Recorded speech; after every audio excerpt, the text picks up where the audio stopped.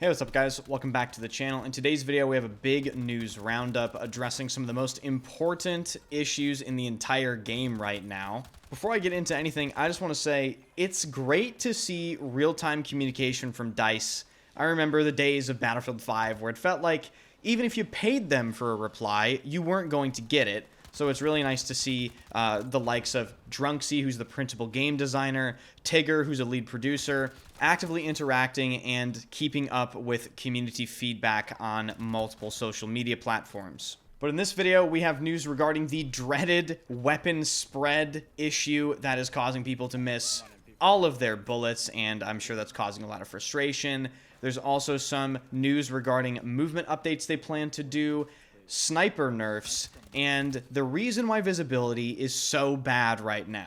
So let's jump into things. If you plan on following Battlefield 6, this is the channel for you. Thank you guys for the amazing support. We are barreling towards 100,000 subs. If you enjoy this content, hit that sub button, be sure to hit the like button, and swing by the stream. I stream every single day at twitch.tv/enders and this YouTube channel as well. The first thing I want to talk about is the weapon spread issue addressed directly by Drunksy on Twitter. If you don't know what I'm talking about, it is also bloom/dispersion. I call it spread because that is what we traditionally call it in Battlefield. He has this to say: the beta bug was actually fixed, but we have identified another issue, two in fact, that impact dispersion/spread in an unintended way and will cause you to have more spread at times. The team is working on this, and we're looking at general balance/tuning of the spread as well. And then he goes on to add, and fun fact, the beta bug was actually related to sliding, as you called out. So there are multiple issues affecting your weapon's performance and how accurate you are in game right now.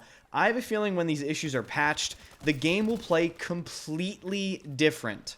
We really haven't played the intended version of Battlefield 6 yet. And before I move on to later issues, I just want to address spread or bloom is actually an essential gameplay mechanic to Battlefield.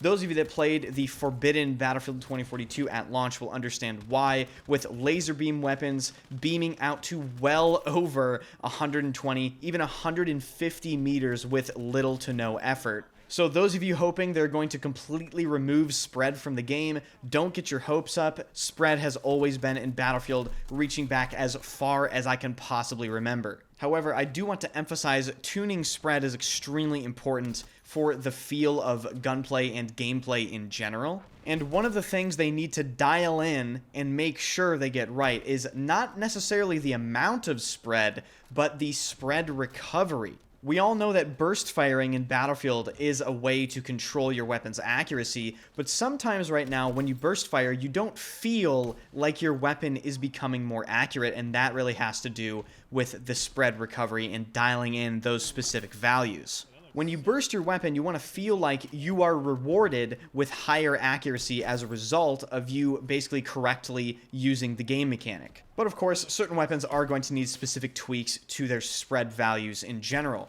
Moving on though, we have more changes here. DICE plans to make some movement changes to Battlefield 6 to find a good in between the open beta and the current release version of the game. This essentially confirms we're never getting beta movement back, which is a big disappointment, as in my opinion, the beta movement didn't need any nerfs whatsoever. I thought it felt wonderful. I thought it felt extremely balanced.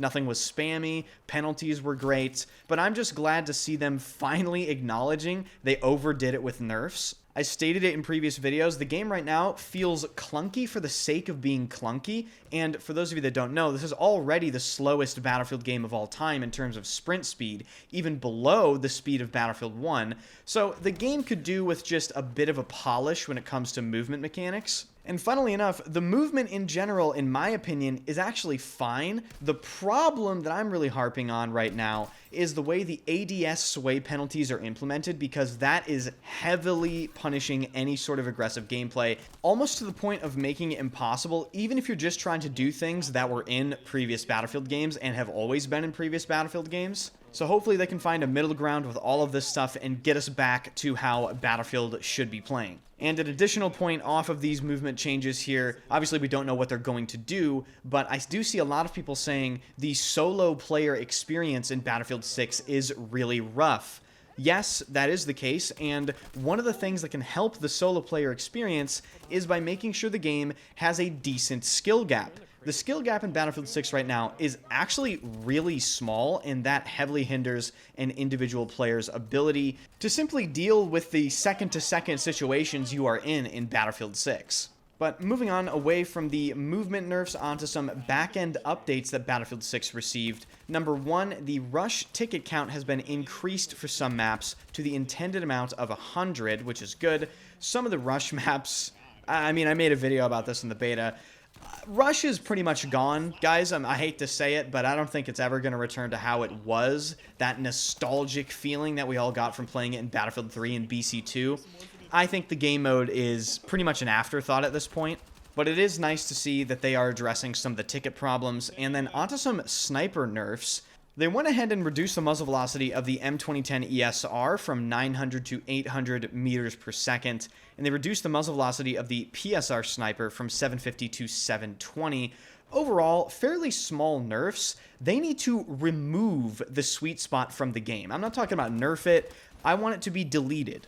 Playing the recon class with a sniper rifle is actually the thing that I have the second most amount of experience with in Battlefield 6 so far, and when I'm using a sniper rifle, I am shocked every time at the amount of 90 plus damage body shots and accidental kills that I get just from the sheer strength and randomness the sweet spot adds into the game. It is essentially single-handedly carrying the effectiveness of sniping in Battlefield 6 right now. And lastly, we're talking about one of the largest issues in the entire game, if not the largest issue, which is the visibility of Battlefield 6 right now. Those of you that have played the game know that it's pretty damn hard to see anything, especially when you are inside of a building trying to look outside. According to Battlefield Bulletin, coming from developer statements on multiple social media platforms, Battlefield 6 is forcing players to use HDR calibration instead of auto HDR, which is causing this weird blown out effect when you are in/out of a building. I certainly hope that that is the issue, because if it isn't the issue, I'm not entirely sure what they can do with the visibility in this game. I understand with modern games, even multiplayer games like we see in Battlefield 6, the push is always to make it look better, make it look more realistic, have stunning visual effects. But a lot of the times, that sort of stuff utterly destroys actual gameplay readability and visibility, which unfortunately seems like an afterthought in many modern FPS games. Because at the end of the day, you're playing a first-person shooter, you need to see what the hell is going on. So fingers crossed it's an easy fix and they fix this HDR bug that is happening and the visibility of the game sees a drastic improvement overnight.